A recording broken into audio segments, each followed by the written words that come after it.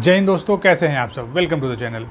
दोस्तों, railway recruitment board ने centralize notification number 03/2019 के थ्रू जो वैकेंसी निकाली थी, उस वैकेंसी पे एक नया अपडेट आया है, नया नोटिस आया है रेलवे की तरफ से।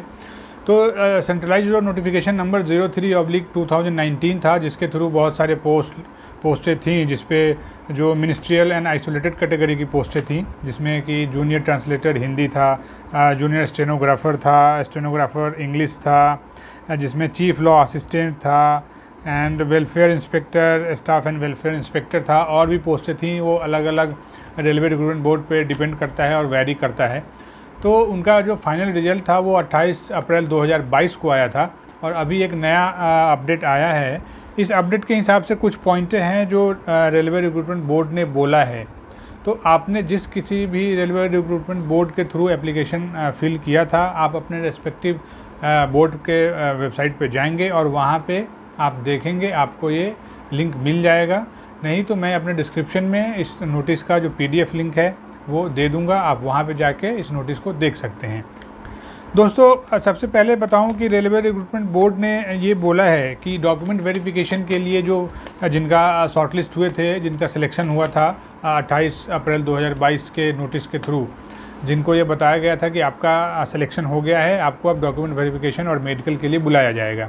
तो डॉक्यूमेंट वेरिफिकेशन और मेडिकल के लिए जो कॉल लेटर है या एडमिट कार्ड है वो रिलीज़ कर दिया गया है, जिसमें कुछ जो रेलवे रिक्रूटमेंट बोर्ड हैं उनकी तरफ से, जिसका मैं नाम अभी बताऊं आपको। तो लाइक जैसे RRB बेंगलुरु, अजमेर, भुवनेश्वर, रांची, सिकंदराबाद, तिरुवनंतपुरम, चेन्नई, अहमदाबाद, बिलासपुर, गुवाहाटी, जम्मू एंड मालदा, ये सारी जो रेलवे रिक्रूटमेंट बोर्ड हैं, इनके थ्रू इन लोगों ने अपना डॉक्यूमेंट वेरिफिकेशन के लिए कॉल लेटर या एडमिट कार्ड रिलीज़ कर दिया है। अगर आप इन रेलवे रिक्रूटमेंट बोर्ड के लिए आपने अगर अप्लाई किया था और आपका रिजल्ट इस बोर्ड में आया है, तो आप वहां पे जाके अपना कॉल लेटर डाउनलोड कर सकते हैं। इसके बाद रेलवे रिक्रूटमेंट बोर्ड जो भी रेस्पेक्टिव आपका है, 10 मई 2022 को एक नोटिस आया है, जिसमें उन्होंने कुछ चीज़ें बोली हैं जो बहुत ही इम्पॉर्टेंट है। आपका एग्ज़ाम होने से पहले आपको वो इम्पॉर्टेंट बातें पता होनी चाहिए जो रेलवे ने बोली हैं। सबसे पहले आपको क्या करना है, सबसे पहले आपको अपना कॉल लेटर डाउनलोड करना है।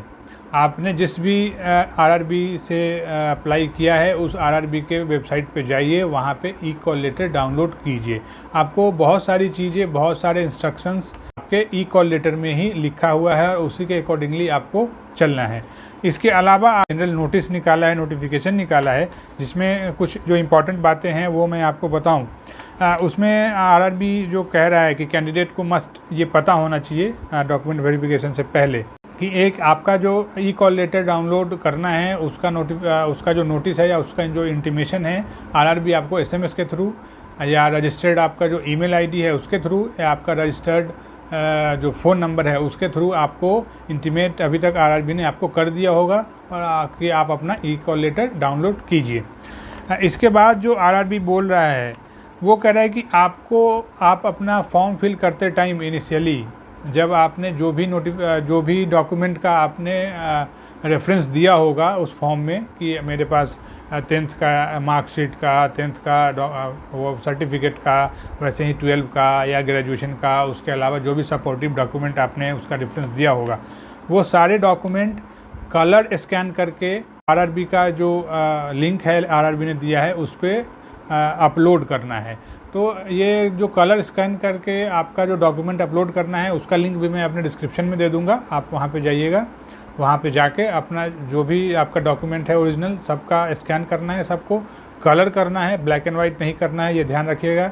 स्पेशली RRB ने बोला है कि कलर्ड होना चाहिए, तो कलर्ड स्कैन कॉपी होना चाहिए सबका, वो आपको उस लिंक पे जाके आप अपलोड कर सकते हैं। इसके बाद जो RRB ने बोला है कि आपको आपका जो कॉल लेटर है उसमें जो सीरियल नंबर 2 पे, आइटम नंबर 2 पे सारे जो डॉक्यूमेंट बताया गया है, वो सारे डॉक्यूमेंट को स्कैन करना है। उसके अलावा उन सारे डॉक्यूमेंट का 2 सेट जेरॉक्स कॉपी या फ़ोटो कॉपी आपको at the time of document verification आपको लेके जाना है। और वो जो सारा डॉक्यूमेंट या जेरॉक्स कॉपी होना चाहिए वो सारा सेल्फ अटेस्टेड होना चाहिए। सेल्फ अटेस्टेड का मतलब होता है कि ये सब सारे जेरॉक्स कॉपी पे आपका सिग्नेचर होना चाहिए। आप लिखेंगे सेल्फ अटेस्टेड एंड अपना सिग्नेचर और डेट, ठीक है। उसके बाद कि ये जो सेंट्रलाइज जो लिंक है जिस पे आपको अपना डॉक्यूमेंट स्कैन करके अपलोड करना है, वो 10 मई 2022 से एक्टिवेट हो चुका है और ये तब तक एक्टिवेट रहेगा जब तक कि आपका डॉक्यूमेंट वेरिफिकेशन हो नहीं जाता। उसके बाद जो आरआरबी ने इसमें बोला है 2 कॉपी तो आपको लेके जाना ही जाना है। उसके अलावा आपके पास पूरा का ओरिजिनल होना चाहिए सर्टिफिकेट या डॉक्यूमेंट। उसके अलावा जो ई-कॉल लेटर आप डाउनलोड करेंगे वो होना चाहिए। उसके बाद आपके पास फ़ोटो होना चाहिए आपका, वो भी आपको लेके जाना है। तो ये सारी चीज़ें आप याद रखिए, कोई भी चीज़ छूटे ना आपसे। उसके अलावा जो एक बहुत ही इम्पॉर्टेंट और वाइटल पॉइंट जो आरआरबी ने बोला है, इन केस अगर आपका जो डेट या टाइम फिक्स है आरआरबी की तरफ से, उस डेट या टाइम पे आप अपना डॉक्यूमेंट वेरिफिकेशन आप नहीं करवा पाए, तो 2 जून 2022 का डेट फिक्स किया है आरआरबी ने।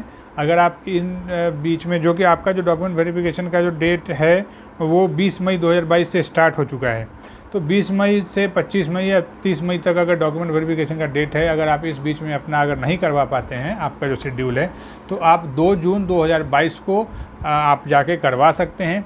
बट आपका नहीं करवाने का जो रीज़न होना चाहिए वो वैलिड रीज़न होना चाहिए।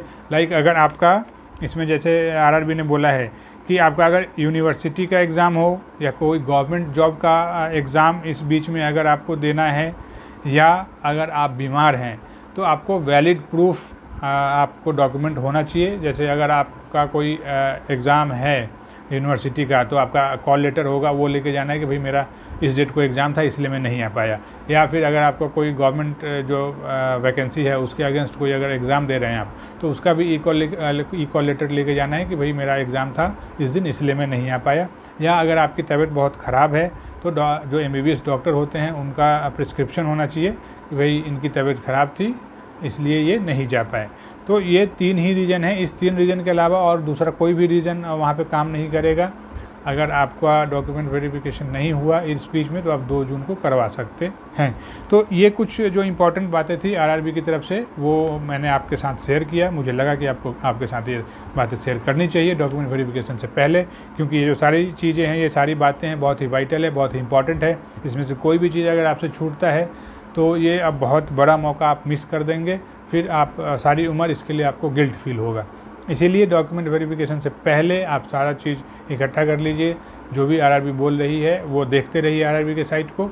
और मैं तो अपने चैनल के माध्यम से आप लोगों के साथ जुड़ा हुआ हूँ ही, और मैं कोशिश करता हूँ कि मैं ऑन टाइम आपको सारी बातें बताऊँ। तो इसका जो भी स्कैन कॉपी अपलोड करने का जो लिंक है, या इसका PDF लिंक है, या आपका ई-कॉल लेटर डाउनलोड करने का जो लिंक है, मैं अपने डिस्क्रिप्शन में दे दूँगा। आप वहाँ पे जाइए और आप आराम से ये सारी चीज़ें कर सकते हैं। उम्मीद है आपको ये वीडियो अच्छा लगा होगा, इन्फॉर्मेटिव लगा होगा। अगर ये वीडियो अच्छा लगा हो तो प्लीज़ मेरे चैनल को सब्सक्राइब कर लीजिए, वीडियोज़ को लाइक किया कीजिए एंड वीडियोज़ को शेयर भी किया कीजिए। चलिए दोस्तों, अभी के लिए आज के इस वीडियो में बस इतना ही। इसी जो इम्पोर्टेंट बातें थी ये मुझे बतानी थी आप लोगों को। अगर आरआरबी की तरफ से कुछ अलग और भी अगर नोटिस आता है, वो मैं आपके साथ शेयर करता रहूँगा बीच बीच में। तब तक के लिए जय हिंद।